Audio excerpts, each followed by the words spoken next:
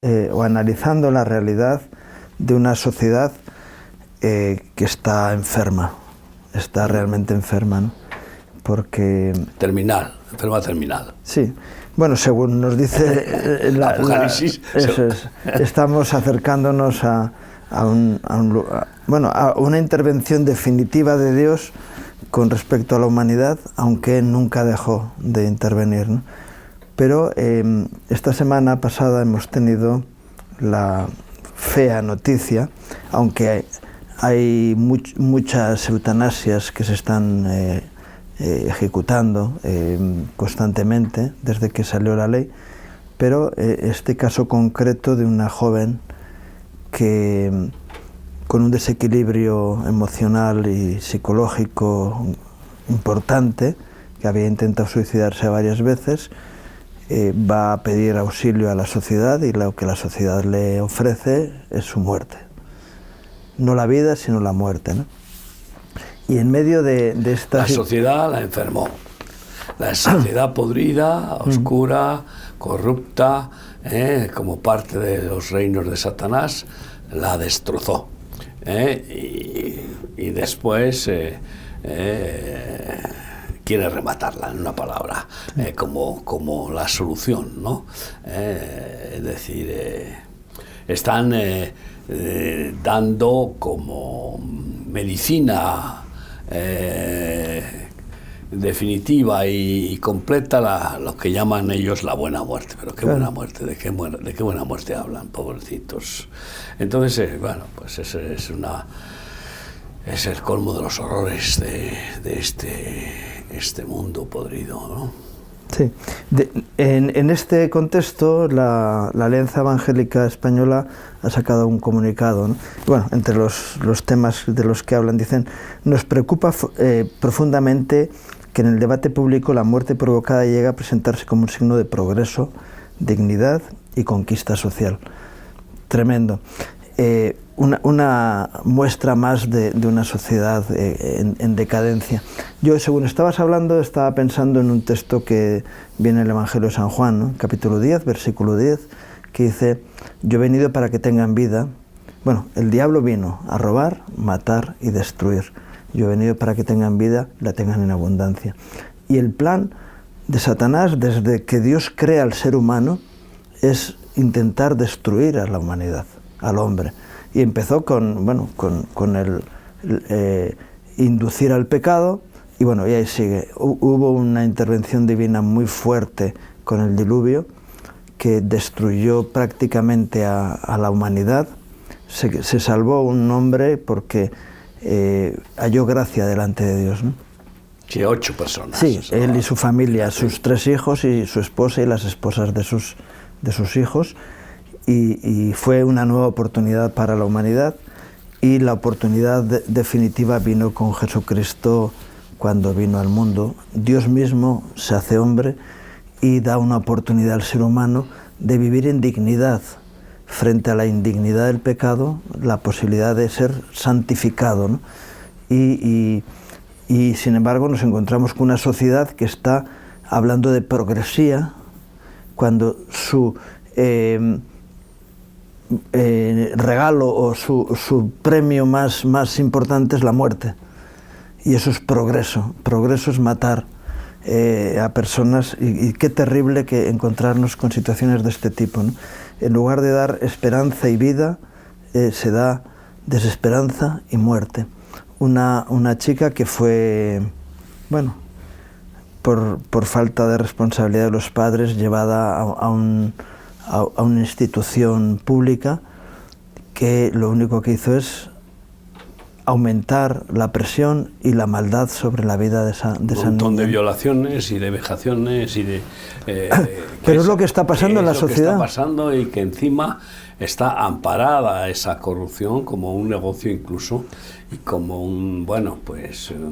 una babilonización de instituciones, sí, para placeres carnales, incluso de los dirigentes y responsables, ¿no? Claro, es terrible porque dicen: no, ella en la condición en la que está no es capaz de decidir sobre su vida y su muerte. Y sin embargo, la ley de la eutanasia que aprobaron requiere esa capacidad sí, pero como para poder tomar esa decisión. La valoran como incapaz y entonces es alguien de la administración quien asume la responsabilidad de su decisión primera, de, mira, ya no está en condiciones de tomar decisiones y ahora yo decido que siga adelante con su muerte.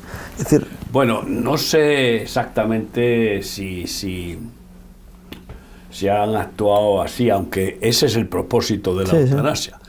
La eutanasia es una forma de legalizar el suicidio provocado incluso, es decir, te eutanasian. Y es un plan perverso para ir eliminando pues a todos los que no son útiles a la sociedad y que producen grandes gastos al estilo hitleriano. De tal manera que muchos ancianos pues van a correr el riesgo de entrar en un hospital para curarse de alguna dolencia más o menos grave, lo que sea, y salir por la puerta de atrás eutanasiados, porque te imaginas qué problema tienen las pensiones, ¿no? Es un problema que no lo acaban de esclarecer, gravísimo, 11.000 millones o 14.000 millones solo para poder cubrir el déficit cada año, pues eso es, y creciendo, ¿no?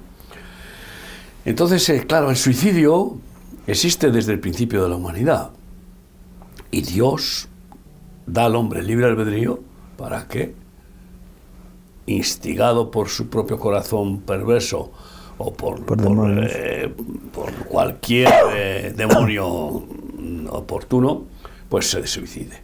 Ya sabemos que Judas se suicidó, tuvo la oportunidad, Jesús le llama amigo, y se suicidó, se ahorcó, ¿no? Pero claro, una cosa es que el ser humano use su libre albedrío para pues qué sé yo, para hacer toda clase de maldades o de bondades, y también para que respete al dador de la vida y su propio cuerpo y su propia alma. Y otra es que decida suicidarse. Yeah. Pero de ahí a que lo decidan otros, ese es el plan, porque el problema es controlar todo y sobre todo controlar el excesivo gasto que supone una medicina tan avanzada que alarga la vida de las personas, aunque es Dios que las alarga, pero también Dios da la ciencia, ¿no? Yo recuerdo una experiencia en Suiza que no se me olvidará nunca. Un médico evangélico, que fue el que nos llevó para abrir Remar en Zúrich. Pues estando de visita, como voy todos los años, pues me llevó a ver a un tetrapléjico que había decidido hacerse la eutanasia. Sí, porque en Suiza es algo común. No, en Suiza se puede hacer la eutanasia cualquier persona sana y de cualquier edad. Un joven mayor de edad se puede hacer la eutanasia. 18 años. Por decisión personal y sin que nadie le pida. No tiene valor para suicidarse, y entonces hace una solicitud y juez, enfermera.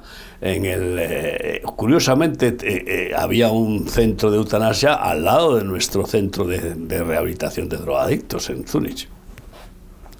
Y ya está, simplemente con su ejercicio de su voluntad. Y resulta que, bueno, pues fuimos, la familia loca, porque ya terminara ese hombre. Solo podía mover los ojos.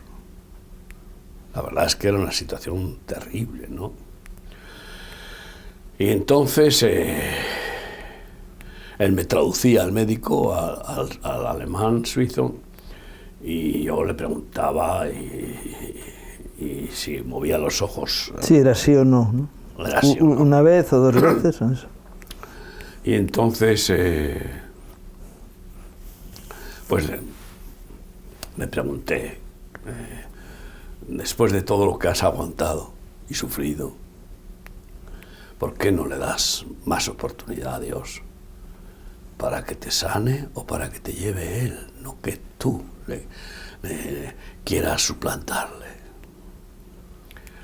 Bueno, estuve ministrándole Y claro, la familia estaba aterrada. Y entonces al final, pues, ¿quieres que ore por ti? ¿Quieres que oremos por ti? Porque Dios puede sanarte, pero si no te puede dar la paz que necesitas y el perdón de tus pecados, etcétera, ¿no? Y dejarle a Dios que Él te lleve si no te sana. Y aceptó. Entonces oramos, bueno, hubo una presencia especial de Dios allí. Yo creo que el ángel de la muerte rabiosamente salió zumbando y bueno, pues se le quitaron todos los dolores. No le sanó Dios, se le quitaron todos los dolores y pudo tener un final que no duró mucho. A los pocos días el Señor se lo llevó, pero no le suicidaron. No le ejecutaron, ¿no? No le ejecutaron. Digo, ejecutar la eutanasia, por si alguien... Es una ejecución. Es una ejecución. Es que es como la silla eléctrica, vamos. No, antiguamente, en Estados Unidos había primeramente la horca, luego fue la silla eléctrica, bueno, la cámara de gas y fue la cámara de gas y al final la inyección. Que hacían también aquí en España se hizo mucho el garrote. Sí, bueno, en España era el sistema español era el garrote vil. El garrote vil. Entonces, terrible el procedimiento, pero bueno, y antes del garrote vil había sido la guillotina, sí, en Francia. Los fusilamientos, etcétera, sí. ¿No? Pero lo más típico era la horca, claro, y después empezó la inyección letal. Después sí, de era la cámara de gas y luego la cámara de gas y luego la inyección letal. Esto es una inyección letal. Es por eso. El mismo procedimiento que de una las ejecución. ejecuciones actuales, ¿no? Que curiosamente como noticia me acaba esta mañana de darse la noticia de que en Israel se ha aprobado la pena de muerte para los terroristas palestinos que han hecho matanzas. Terroristas palestinos que maten a israelíes y la forma es a través de la horca. La horca, sí. Sin posibilidad de apelación. Curiosamente, es el procedimiento que ellos utilizan. Todo el Islam ahorcan o apedrean. Es terrorífico, ¿no? O cortan la cabeza. Los tres sistemas que utilizan y con más frecuencia, ¿no? Pero bueno, ¿vida o muerte? Esa es la pregunta. El Evangelio no es más que una oferta de Dios a los seres humanos. ¿Qué quieres? ¿Vida o muerte? Porque claro, la muerte biológica está determinada por la Torá, la ley. La paga del pecado es muerte. Sí. Porque eso fue la advertencia que Dios dio a Adán y Eva en el paraíso. Si comiereis de este árbol, moriréis. No lo creyeron porque se dejaron engañar por Satanás y Eva quiso ser como Dios. Entonces, como tú has dicho, vida y vida en abundancia y vida eterna a los que creen en Jesucristo.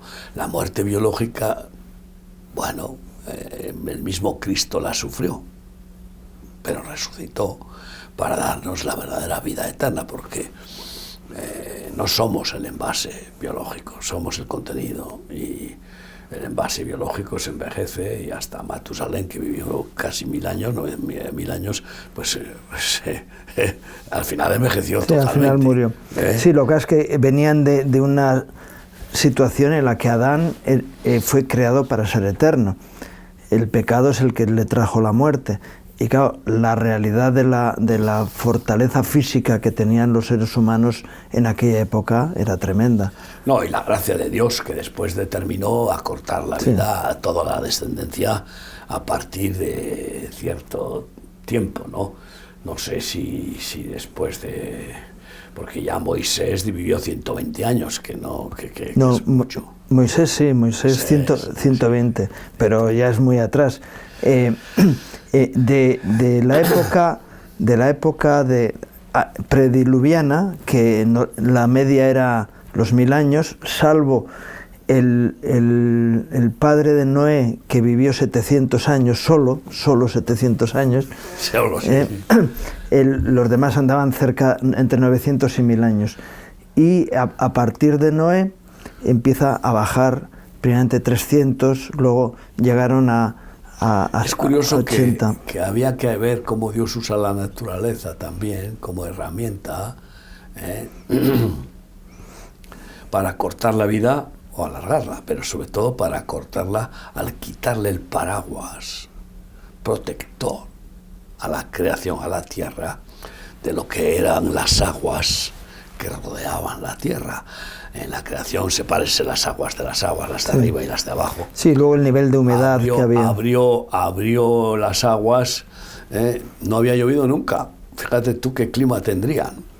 Entonces, sino era el vapor de agua. Era un clima más seco, sí. Era el vapor de agua que salía,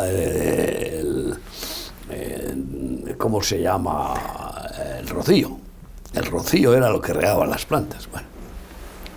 Y bueno, pues lo que importa es que la paga del pecado es muerte, pero la dádiva de Dios en Cristo Jesús es salvación y vida eterna. Y entonces, precisamente para no condenar a toda la humanidad a esa ley, vino la gracia en Cristo Jesús. Y entonces aquellos que aceptan ese sacrificio de sumum de amor, ¿no?, que hizo Jesús, pues recibimos el perdón de nuestros pecados y recibimos esa naturaleza divina de vida eterna, de participar de su eternidad, ¿no? Y bueno, pues oremos para que los que están siendo instigados, incluso provocados para dejarse ejecutar con la eutanasia, pues que tengan la oportunidad de escuchar el amor de Dios. Sí, y poder disfrutar de la vida, que es un don precioso. Luego, encima, esta chica subía las escaleras y las bajaba. Hay personas que conocemos con el ELA y con tantas cosas, parálisis terribles por accidentes, que están tetraplégicos y que no quieren de ninguna manera morir, que los liquiden, ¿no? Claro. Entonces es también que no han sabido, porque no pueden dar lo que no tienen, ni sus padres, ni sus psicólogos, y me preocupa porque parece que hay un movimiento cristiano que rodeaba a esta chica o que intentó, o lo que sea, y tampoco pudieron darle porque igual no lo tenían. Porque si Dios te da la fe para que una persona cambie, la fe cambia las mentes, como nos cambió el Señor por la palabra que al oírla produce la fe. Y pues es triste, es un tema que me gustaría muchísimo abordar en términos de buenos samaritanos, ¿no? De ir a buscar a estos desesperados y ver qué hace Dios, como tenemos experiencias. Sí, el apóstol Pablo decía, porque vosotros antes estabais sin esperanza y sin Dios en el mundo. Y el problema es que si no hay esperanza, lo único que hay es la muerte. Y alguien puede decir, estoy pasándolo muy mal, pues me quito en medio. Lo que no saben es que incluso esta chica, su sufrimiento emocional y físico no se ha terminado con la muerte, porque hay vida después de la muerte, y yo no sé lo que será de ella, porque es un tema de Dios, pero hay personas que se suicidan y lo único que encuentran después es el terror eterno, vamos. Eso es. El terror más inimaginable. Así que solución no es... Que es el Hades, ¿no? El Hades como infierno preliminar, ¿no? Y bueno, lo que pasa es que también ya es hora de despertar a las personas de la religión. Y estamos en unos días que esto es un espectáculo increíble, ¿no? Y yo estoy un poco triste porque normalmente oro para que se arrase. Sí, porque va a hacer buenos días, menos en el norte, que está lloviendo. Está sucediendo solo en el norte, donde los muñecos son humillados, ¿no? Porque es que es una vergüenza esto de las procesiones, pero se está convirtiendo, claro, en un frenesí de idolatría, de sentimentalismo. Y despierta, yo estuve hace 3 años, coincidí en León, que es tu ciudad natal, y íbamos caminando y había una procesión. Se te ponían los pelos de punta de ver no solamente capirotes en negro, que dices, bueno, hay otros... Los del Ku Klux Klan, cualquiera podría decir, estos son los Sí, del hay Ku otros Klux que Klan. van de blanco, como el Ku Klux Klan también en alguna otra ciudad. Por eso. Y dices, pero había unos que estaban sin cucurucho, con una seda puesta en las cabezas, negro, y decías, esto es espeluznante, y lo más duro es que despiertan un ambiente espiritual de luto, de algo que... De muerte. Eso es, que manifiesta o que ensalzan a la muerte. Y dices, Bueno, ensalzan a la muerte y ensalzan pues al crimen religioso. Porque estos papones y estos así se vestían y así también para ejecutar a los judíos, claro, o a los llamados herejes, o a los cristianos, evangélicos. Y también así los disfrazaban de monigotes para humillarlos, con caperuzones y con... Entonces, por supuesto, son tan fantasmales esos cucuruchos que muestran un espíritu de ejecución sacerdotal, religiosa, de esa ley del talión, ¿no? De esa ley, de la religión que mata, ¿no? Y produce, pues eso, miedo a la muerte y sumisión. Produce sumisión. La gente, es más, yo recuerdo a algunas personas que cuando les hablaba, quítese usted por favor ese crucifijo del cuello y póngase deje entrar a Jesús en su corazón. Quite usted ese santo y esa muñeca, aunque sea de oro, lo que sea, y fúndalo, porque eso es idolatría. Y me decían, si yo dejo en vez de venerar a mi santo, se va a vengar de mí. ¿Te imaginas? Entonces, no es tan santo si se va a vengar de ti, ¿no? Tengo miedo de que se ofenda, ¿no? Y entonces, pues claro, pero por favor, usted está ofendiendo a Dios con la idolatría, que es abominación en todas las Biblias católicas y evangélicas. Gracias a Dios, el domingo cambia el ambiente, ¿no? Y se habla de resurrección y de vida. Sí, si Dios quiere, esperamos. Y en los últimos 3 años está habiendo una celebración de resurrección, que no es el domingo de resurrección, sino una fecha posterior, pero qué bueno que esos mismos religiosos, es decir, viven en una esquizofrenia, porque pasan de esa oscuridad a la bendición de la vida, ¿no? Yo ayer estaba escuchando, va en colación, ¿no? En Israel ha habido el otro día, que el patriarca de Jerusalén quería entrar en el lugar donde, en el templo es patriarca católico estás hablando, sí. Para que es quede curioso, claro, porque ahí hay patriarcas ortodoxos y... el santuario que tiene ahí, o el templo que tienen del Santo Sepulcro, que decían, el lugar más santo de la cristiandad.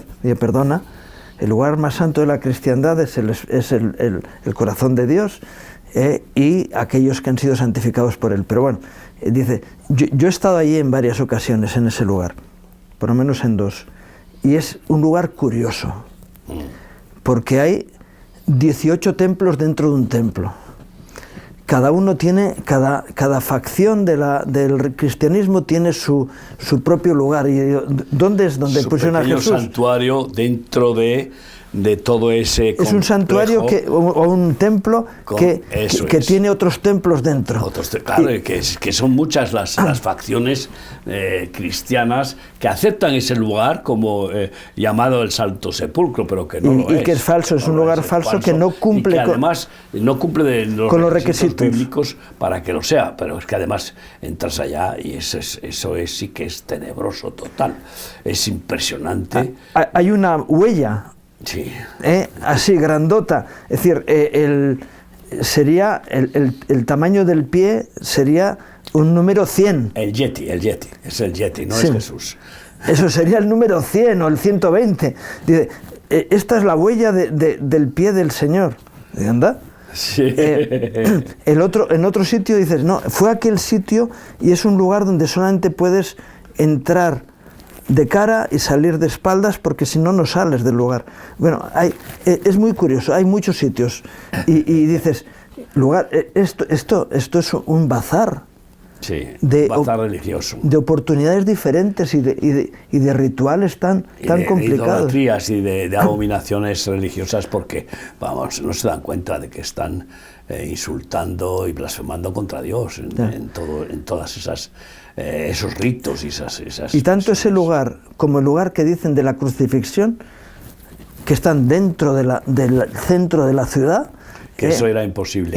No se podía ejecutar a nadie dentro de la ciudad, tendría que salir fuera de la muralla. Y luego un judío, un hebreo, nunca entierra a alguien dentro de la ciudad. Es más, en lugares donde ha habido enterramientos no se puede construir, según los rituales. Claro, porque queda contaminado ese terreno. Bien. Entonces, y es más, hasta los nazareos y los verdaderos judíos no pueden ni pasar por los ortodoxos. Los cementerios. Utilizan sistemas para detectar el fósforo que dejan los cadáveres, y dicen, aquí no se puede construir. Y ha habido incluso enfrentamientos armados cuando han intentado construir en sitios donde dicen, no, este era un lugar de enterramiento, aquí no se puede construir. Y tienen el lugar del enterramiento de Jesús, perdone, bueno, todas estas cosas. Y resulta que hubo un conflicto de tipos de seguridad. La policía dice, aquí no puede entrar nadie mientras estamos investigando, y de hecho hay imágenes de patrullas de la policía revisando incluso el subsuelo, porque tenían información de que había un atentado previsto para ese lugar. Entonces, prohíben la entrada de cualquier persona, y eso levanta una protesta a nivel mundial, porque no ha podido entrar el patriarca católico a celebrar. Había una orden de que no puede haber más de 50 personas juntas. ¿Pero de quién era la orden? ¿Era la orden de Netanyahu? ¿Era la orden del gobierno de Israel? No, era una orden policial por seguridad, porque había caído una bomba. Pero aparte de eso, aparte de que haya caído en el Monte de los Olivos, es que aparte de que hubiera caído una bomba, es que estuvieron revisando los subsuelos. Es decir, la ciudad vieja de Jerusalén tiene como 4 niveles para poder andar, ¿no? Y entonces estaban revisando los subsuelos ante la posibilidad de que hubiera un hundimiento o una bomba. Y sobre todo también que le están revisando los subsuelos son los musulmanes, para ir quitando todos los restos de la civilización judía, israelita, bueno, pero antigua. Ahí era la policía la que estaba queriendo mostrar que Israel no existió. Entonces ahí era la policía, por supuesto, por seguridad, pero eso forma parte del trabajo policial que no necesita una orden ministerial. Por lo tanto, es más, no era una orden política. El gobierno enseguida rectificaron en cuanto han visto que no hay peligro, les han dicho, bueno, sigue la prohibición de no ir más de 50 personas, pero va a poder hacer usted el ritual. Claro. Es decir, con su equipo de 30 a 40 personas. Y lo que hicieron fue irse fuera del muro de Jerusalén al templo de las naciones que está en el Huerto de los Olivos y hicieron allí el acto. Es decir, sé que hemos visitado ese lugar porque sí. Pues se lo llaman Getsemaní, o sea... Sí, bueno, Getsemaní es el Huerto de los Olivos, sí, pero claro. Que el templo que han construido, pues... Es donde estaba el Trujal, ¿no? O sea, sí, decir, entonces como que ahí fue donde sudó sangre Jesús, ahí fue donde intercedió, y ahí hay una estatua en la que Jesús está de rodillas, bueno, Jesús, el ídolo, está de rodillas y tal. Y nosotros solemos entrar ahí con los peregrinos para poder orar, porque es un sitio idóneo, porque el huerto que está enfrente y que solo hay olivos y que es el que siempre hemos usado para ahí clamar a Dios y ponernos de rodillas, uniéndonos a Jesús, que es lo que pidió a los apóstoles: me acompañáis en oración. Y es lo que está pidiendo Jesús a la diestra del Padre: queréis acompañarme en orar, oráis conmigo, porque si no oramos con Él no funciona ninguna oración, ¿no? Y en cualquier caso, pues como no, lo han cerrado, pues tampoco entendemos por qué, solamente lo abren alguna vez de forma, yo qué sé. Y pues estamos en ese lugar que nos permiten entrar, los católicos, ¿no? Como en otros sitios. En Capernaum está gobernada por los católicos, ¿no? Y lo más hipócrita que podemos encontrar en este asunto es que inmediatamente el gobierno de España llama a consulta a la que no es embajadora, porque está a la delegada comercial de la embajada, que hace de embajadora suplente, la llama a consultas por este asunto. Para defender el cristianismo en Jerusalén. Y aquí están prohibiendo que se ore en las calles. Y claro, la embajadora española en Israel ya la retiraron, o sea, la habían retirado, ¿no? Y a llamar a consulta, y el escándalo que montan, se ponen a defender la Iglesia Católica cuando pues, son unos ácratas y unos, unos ateos, pero descarados y anticristianos, total. Con un montón de pruebas podríamos corroborar esta afirmación, ¿no? No es gratuita. Y bueno, pues es que montan un número con tal de despertar el antisemitismo, cualquier excusa. Y no se da cuenta el gobierno español que está rebasando completamente el vaso. Que está tocando la niña del ojo de Dios. La ira de Dios. Como le pasó a Chávez y como le ha pasado a Maduro. Porque Maduro acabó como, en parte como juicio de Dios. No sucede nada sin que Dios no intervenga, ¿no? Y bueno, pues ha rebasado la paciencia y ha despertado el juicio de Dios. Y bueno, esto sí que podemos profetizar, que no se va a quedar de rositas, a no ser que se arrepienta, de lo cual nosotros pues estamos dispuestos a sangrar por las rodillas. Y anhelamos que ocurra. Sí, de oración para que pudieran hacerlo. Y de hecho oramos muchas veces que Dios dé oportunidades a los insensatos, a los que menosprecian a Dios y incluso blasfeman y se ríen y se burlan del Creador y Dueño y Señor de todo. Y al que es amor tan inmenso que se hizo hombre para dar la vida por ellos y como por todos nosotros. Sí. Pero qué vergüenza. Y ese es el tema: antisemitismo, que va a ir creciendo y creciendo, y siempre la misma estrategia: el chivo expiatorio de todos los males del mundo, Israel, luego la Iglesia, porque estas son las dos. La Iglesia no como institución, sino como pueblo de Dios. Como pueblo, no. La Iglesia, cuando hablamos de Iglesia, no. Jesucristo vino a fundar su Iglesia, no religiones. No religiones que además se enfrentan entre ellas. Y bueno, ¿para qué vamos a hablar? Y se matan, incluso han llegado a matarse. Y estos papones simbolizan esa Inquisición asesina, cruel. O sea, y la verdad es que a los niños, pues oye, como los niños ahora tienen todo el internet y el TikTok y todo para ver cosas horribles, pues no se espantan, pero sin duda producen... Bueno, sí, a los adultos nos produce... Produce una sensación de un mundo de terror, de pánico, de muerte y de oscuridad total, esa oscuridad total. Igual que cuando entras en una de esas, en esos mal llamados templos, lo primero que es que parece que te empiezas a enfriar el cuerpo y el alma. Hay un ataque espiritual dentro y una oscuridad que no es una oscuridad solamente de la falta de luz, que también en muchos casos procuran no tener mucha luz, para que sea insinuante, sí, esa luminosidad tenue, ¿no? Suelo animar a que la gente conozca un ritual que se hace el sábado a la noche. El sábado en la Semana Santa, antes del Domingo de Resurrección. La misa de gallo. No sé si le llaman del gallo, que es donde bendicen el agua y el fuego. Es un acto esotérico, absolutamente esotérico y diabólico, donde salen con el cirio, luz de Cristo, alúmbranos, a un cirio.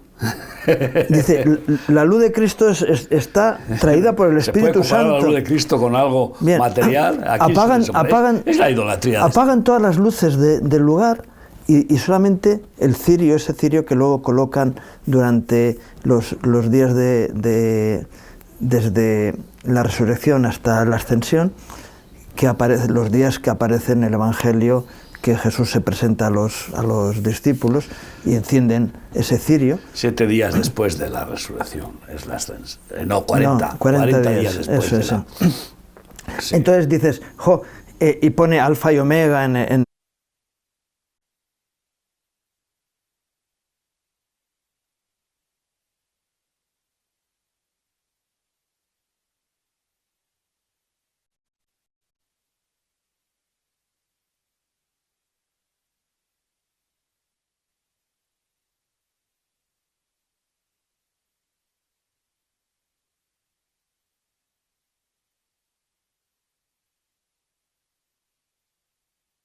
y es un acto, igual que dices, es un espectáculo para verlo y para poder tener un criterio, decir, esto no es lo que Dios quiere que se haga, es esotérico total.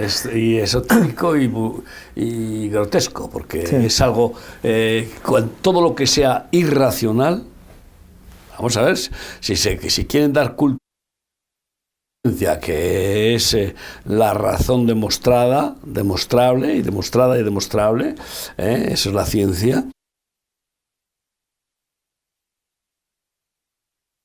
Todo irracional, no tiene fundamento ni científico, ni intelectual, ni de nada, al contrario, al margen ya de que es abominación bíblica, pero para aquellos que es puro ritualismo, para aquellos que razonan.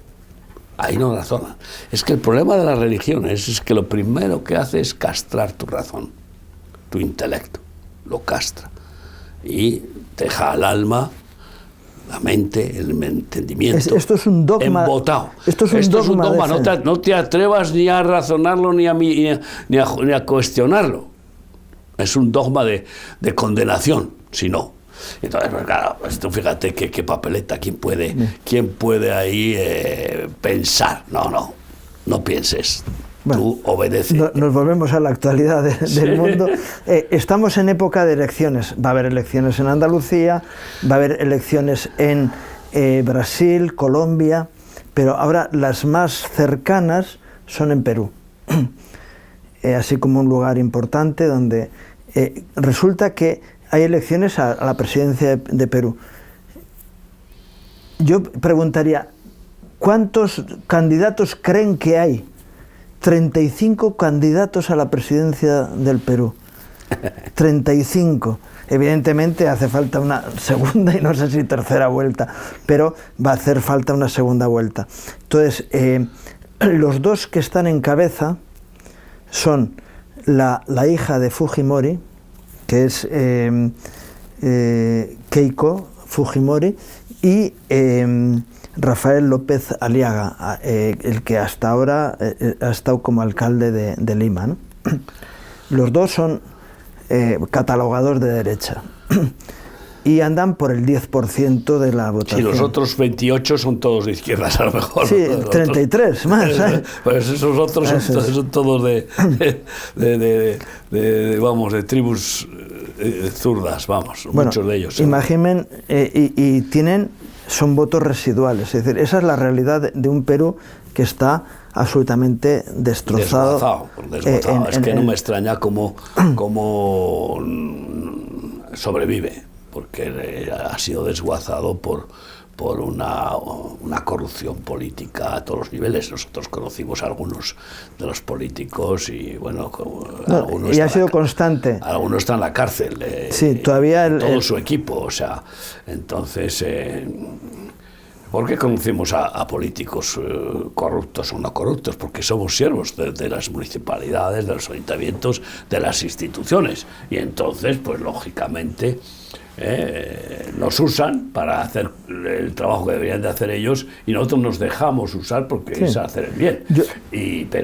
Yo en los años 90, cuando estaba Alberto Fujimori de presidente, que fui cada año durante varios años, y veías cómo el país evolucionaba, se veía de un año al otro cómo cambiaba el país, cómo mejoraba, y sin embargo no interesó ese hombre y le pusieron una trampa, cayó en la trampa, que fue el asalto a la embajada precisamente de sus ancestros de Japón, y él intervino con la fuerza militar que tenía la autoridad. Claro, hizo ahí ejecuciones in situ. Pero fíjate tú, después metió en la jaula como si fuera un mono, que lo sacaron por las calles con esa vestimenta de presidiario a Fujimori. No, Fujimori, digo, al que era del Sendero Luminoso. Sí.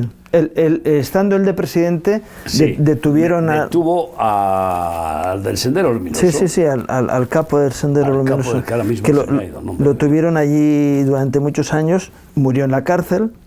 Ya. Y Alberto Fujimori también pasó por varios estadios, estuvo exiliado, luego le engañaron para que volviera, dice no va a pasar nada, pero... Y lo trincaron. Y por ejemplo, Alan García, que se escapó por corrupción... Un montón de millones. Curiosamente fue el propio Fujimori quien la amnistió, y luego el gobierno de Alan García siguiente fue el que le engañó para que volviera y lo trincaron. Es decir, todos esos engaños hubo en Perú, un país que amamos, que fue cabeza de las naciones en Sudamérica, era el virreinato español, estaba en Lima, y bueno, nosotros anhelamos que sea un país bendito. Y fue el primer país que el Señor nos llevó para abrir en Sudamérica. En Sudamérica, sí. Claro. Yo recuerdo en Arequipa, con la ayuda de un misionero americano casado con una peruana, evangélicos que nos recibieron y que empezamos en Arequipa. Bueno, simultáneamente fue Arequipa y Lima. No, después. Pero en el mismo viaje compraste la propiedad. Sí, primero abrimos en Arequipa. Legalmente se abrió en Arequipa, con 7 misioneros, recuerdo. Y bueno, pues efectivamente nosotros sabemos muy bien cómo ha cambiado Perú en todos los sentidos. Yo recuerdo en aquel tiempo que con el Sendero Luminoso que Lima era un basurero total. Solo he visto 2 sitios en el mundo que su capital, 2 países que su capital se convirtió en un basurero absoluto, toda la ciudad. Uno de ellos era Lima y el otro era en Angola, en Luanda. Y bueno, porque era tirar toda la basura, no había basureros ni nada, ¿no? Y estando en Lima, con el Sendero Luminoso, yo tenía un salvoconducto para moverme.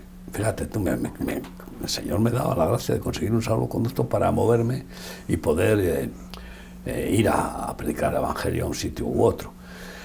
Y estando en nuestra comunidad de Villa María del Triunfo, donde había 1 millón de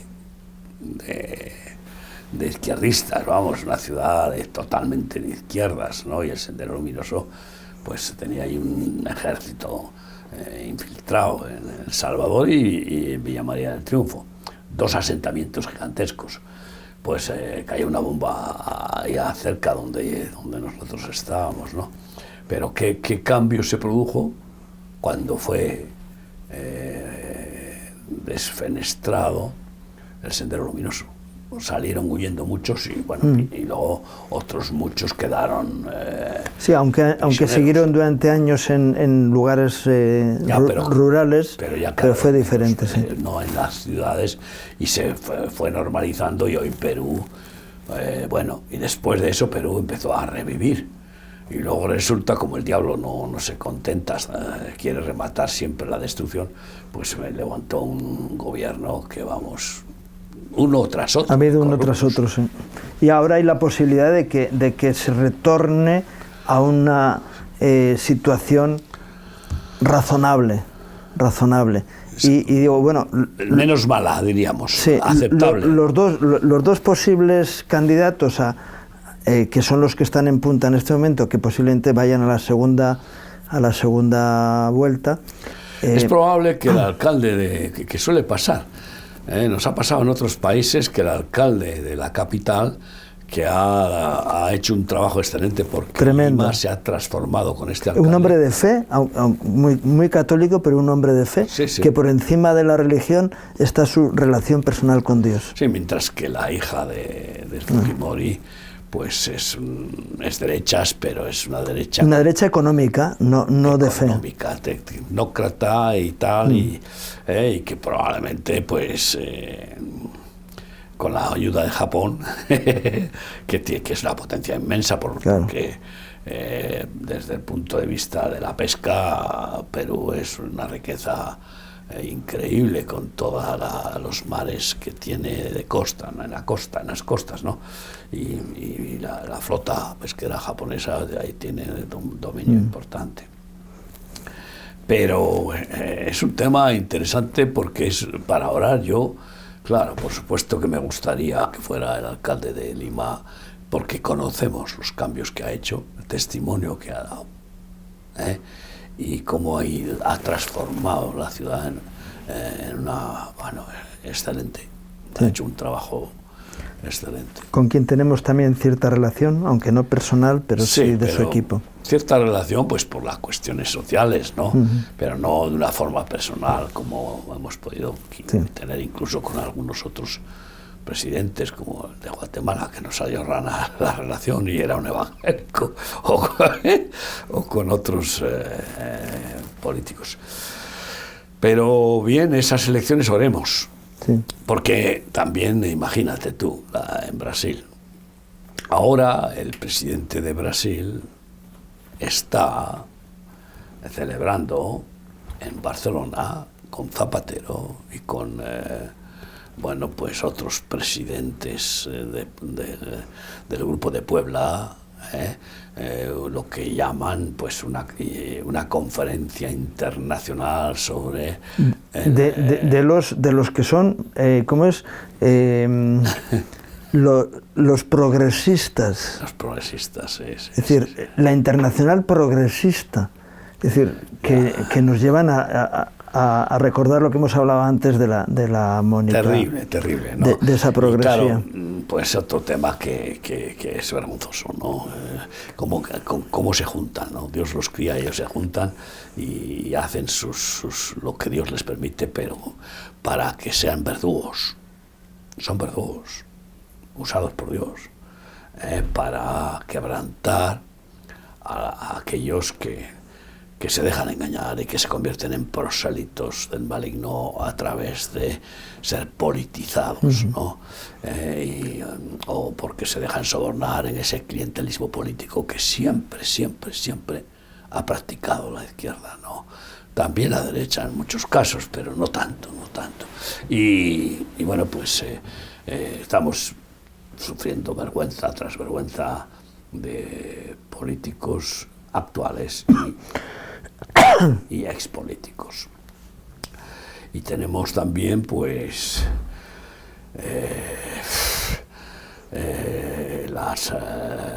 las elecciones de Andalucía, lo más cercano, ¿no?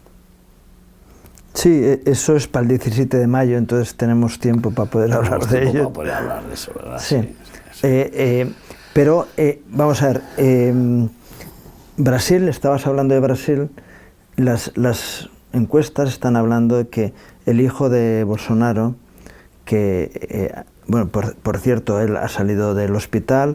Está muy grave. Le han aceptado que esté en prisión domiciliaria, que es un beneficio. Sí, ya había sido aceptado eso antes y luego van y lo llevan a la cárcel. Sí, porque había roto la cadena de custodia, falsamente le acusaron de eso y lo metieron a la cárcel. Ahí es donde ha tenido dos crisis muy importantes sanitarias, y ahora está en su casa con un cuidado especial, ¿no? Sí, pero parece ser que el hijo está fortaleciéndose políticamente. Sí.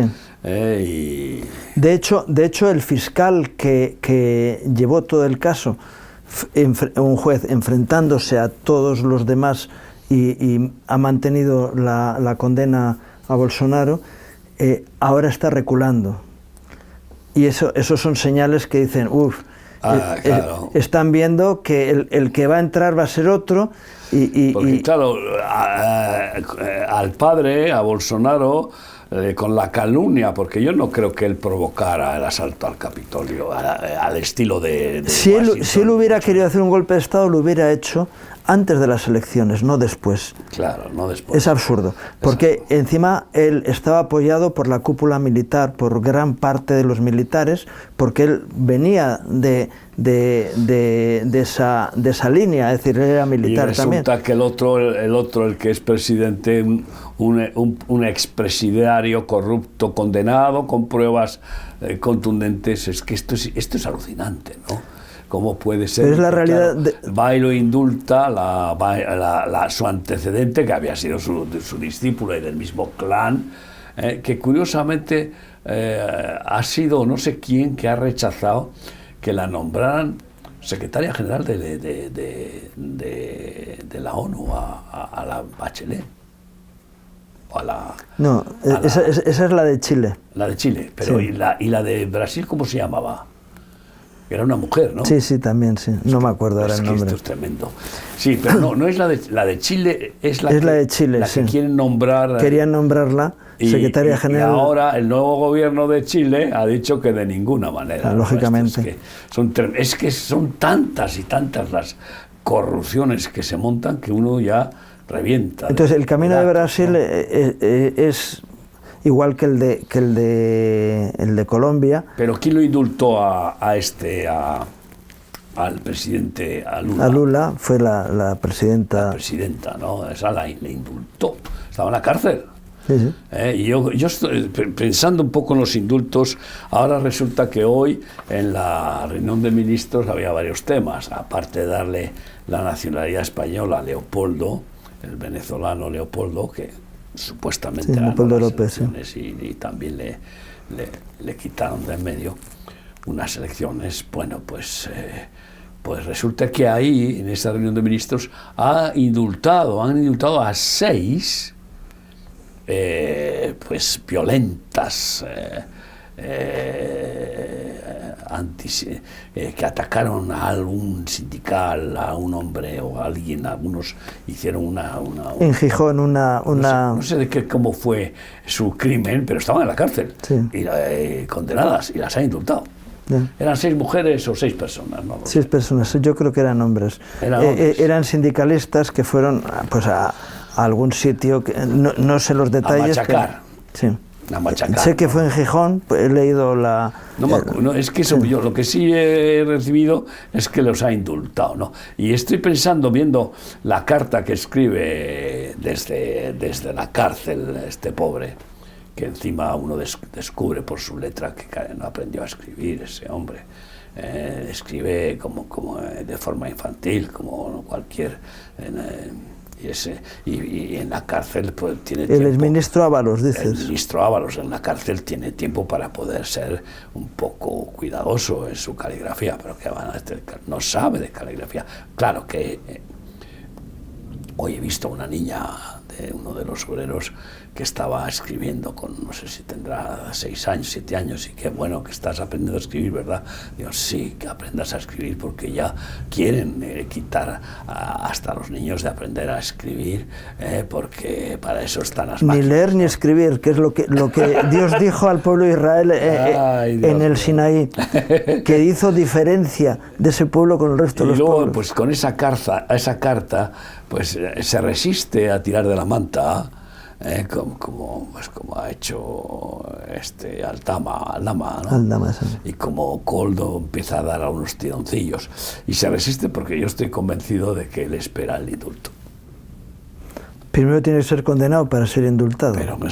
Pero bueno, pero es que tanto Sánchez... Juegan con los tiempos ahí, a ver si le da tiempo, piensa, si no convoca elecciones, pues convoca elecciones está perdido Sánchez, por mucho que con el no a la guerra se le paranoie pues el subidón, piensa que le van a indultar, y por eso dice, si tiro de la manta... me pueden reducir la condena de 27 años a 20, pero a morir en la cárcel. Y entonces está ahí bueno, a no ser que se haga etarra. Una carta de lamentaciones sentimentales y queriendo defender todavía su integridad, ¿no? Es triste todo esto. Lo que sucede, uno no se alegra de ver la justicia ejecutándose y ver a los condenados sufriendo la condena, no, pero sin embargo hay de aquellos que se ríen y se burlan, pensando que Dios no existe y que pueden ser inmunes al castigo de sus tropelías, ¿no? Mira, el otro día salía de la cárcel de Martutene, la Amboto, ¿no? Que es una mujer tan poderosa y tan vigorosa, se ha convertido en una vieja, amargada. La directora. No, Amboto, que fue una de la Amboto, la terrorista etarra. De los dirigentes. Salió de ahí. El otro día, bueno, sale, tiene que entrar, pero durante el día sale, y dices, por eso decía que si se hace de ETA, pues puede salir antes de los 20 años. Sí, pero 17 se ha pasado, ¿no? Menos. Sí, no, lo que es que estuvieron tanto ella como su marido en Francia, y luego vinieron, ya llevan unos cuantos añitos en España también en la cárcel, pero el deterioro personal de gente que ha vivido, eso sí que han vivido el odio, han sido... Nunca se han arrepentido esos, nunca. Bueno, yo sé que ella no, pero su marido llegó a decirle a uno de nuestros obreros, yo hoy no haría lo que hice entonces. Esa es una muestra de arrepentimiento. Una muestra de arrepentimiento. No. Pero ella no. ella no. sale que con cuidado, con cuidado. Una amargura en su corazón. Odio a muerte, sí. Encima pensando que han hecho una injusticia, porque ella es una legionaria. Bueno, vale, pero si el enemigo la ha pillado, es lo que hay. Pero es lo que tú sabes cómo se entenebrecen las conciencias y mueren, y entonces a lo malo lo siguen pensando que es bueno, que hicieron bien, ¿no? Y no se arrepienten. ¿Tú crees que se arrepienten estos que están en la cárcel socialistas? No se arrepienten. Están buscando cómo librarse, pero no por arrepentimiento. Sí, igual que Aldama no se arrepiente, lo que es que es inteligente, claro. Y ha dicho, si ahora apoyo o participo o colaboro con la Fiscalía, me van a reducir las penas. Sí, yo no veo a Aldama que lleva la cruz en el pecho, porque lleva una crucecita, no veo que la lleve en el corazón, no, es frío, es calculador, él no tiene... Y él lo hace por interés, no por otra cosa. Y tampoco su abogado, vamos, parece ser que es un hombre que se la sabe, no todas, porque eso solo Dios se la sabe todas, pero que se le ve experto en defender a capos, ¿no? De lo que sea. En cualquier caso, estamos viendo una vez más, día a día, que son sorprendentes las noticias. Bueno, pero ya no tanto, porque sí que se multiplican y parece que no hay límite en la maldad, en la crueldad, tanto con las guerras como con las corrupciones, las calumnias y todas las injusticias que van sucediéndose, ¿no? Y ahí vemos Israel que han querido una vez más buscar justificar el antisemitismo y está siendo bombardeado Israel y hay heridos y muertos. Y vemos cómo ha entrado también en el conflicto bélico Yemen, ¿no? El Yemen con bombas y ahora, pues claro, como les duele en el bolsillo con el petróleo, pues empiezan a buscar soluciones de cobardía y de preferir la injusticia institucionalizada en estos países terroristas como es Irán. La pregunta es, entonces prefieres que Irán continúe otros 50 años más, bueno, fueron más, pero 50 años más de tiranía, de crímenes, pero de lo más horrendos, un país de 90 millones. Cuando sabes que eso nunca queda reducido a su lugar, porque la maldad no se sacia. No, es un cáncer que se extiende, ¿no? Y quiere la metástasis total. Es lo Crea que cuervos y te sacarán los ojos. Y sobre todo ese país en concreto ha sido una hidra del terror, madre del terrorismo mundial, financiadora de los terroristas.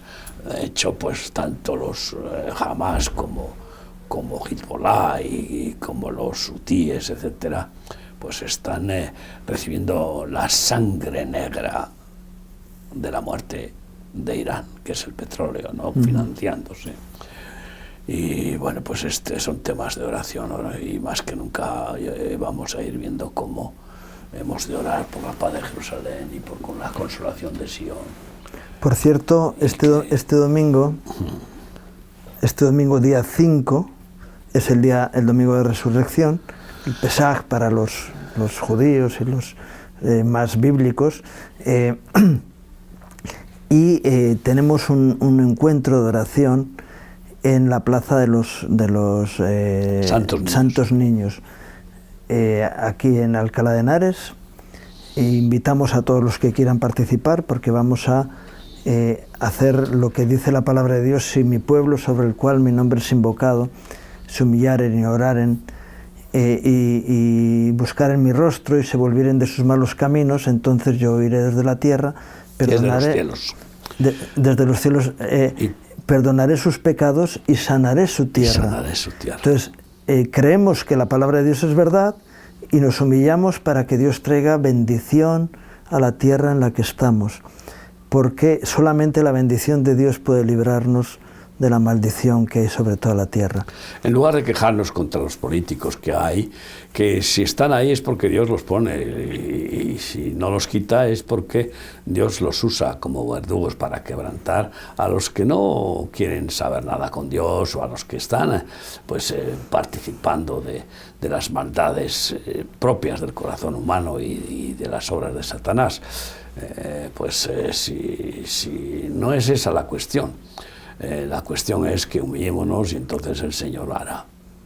No es quejarnos, no es llenarnos de reproches. Ni pedimos ni ira ni venganza. Ni ira ni venganza. Queremos el derramamiento de la gracia de Dios y del poder absoluto de Dios, que abre y cierra, y que cuando abre nadie cierra, y que cierra y cuando lo hace nadie abre.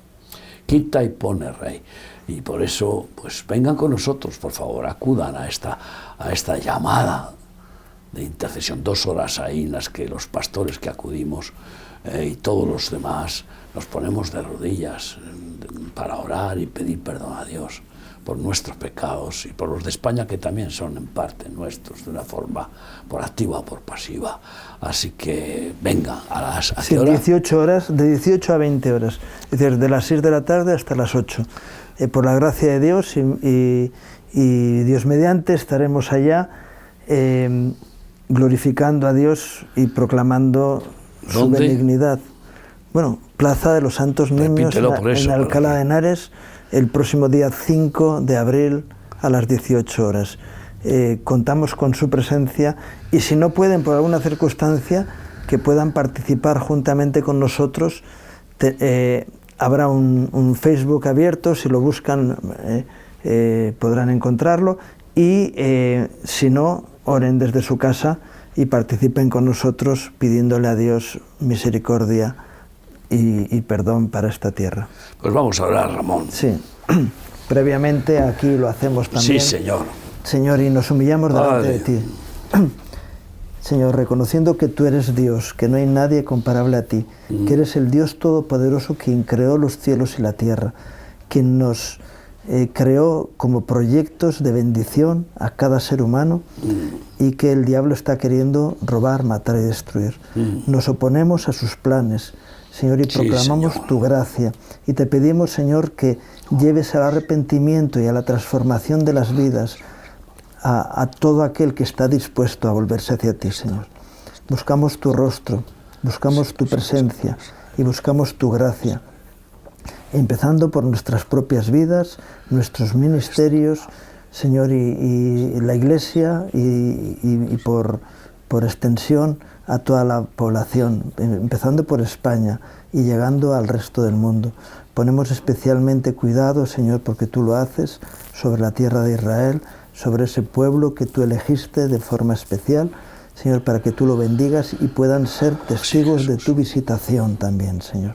Señor, y te pedimos, Señor, ese texto bíblico que dice que el conocimiento de tu gloria llenará la tierra como las aguas cubren el mar.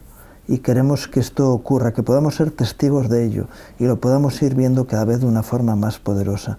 Que ese tsunami de bendición se manifieste en medio nuestro. Te lo pedimos en el nombre de Jesús. Amén. Amén.